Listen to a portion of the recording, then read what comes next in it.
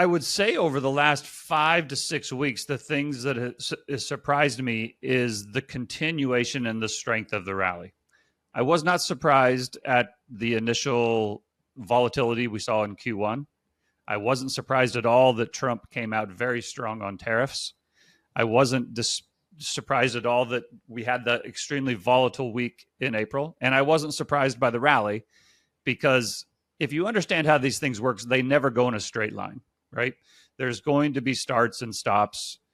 And so I expected there to be a rally into kind of the end of May, early June. I did not think that it would continue into the middle of July. So I will be the first to admit that I'm surprised at how long the rally has lasted. But I also think the rally is probably due for an end. And I think we're due for another downturn in risk assets on a global basis. Michael, any surprises on your radar? Yes and no. Again, most of it has played out pretty much how I expected. I'll be absolutely honest here.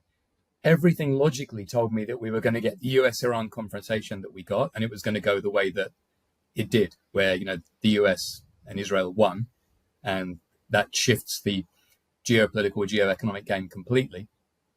But they absolutely managed to generate a good enough head fake in terms of pretending that there was a gap between Trump and Netanyahu and that they weren't prepared to go in, that the US was having second thoughts, that they really did catch me out twice, even though I was telling everyone, look, all logic tells me this is going to happen and it's going to happen this weekend. And yet twice in a row, I was completely caught on the hot by it. So yes and no.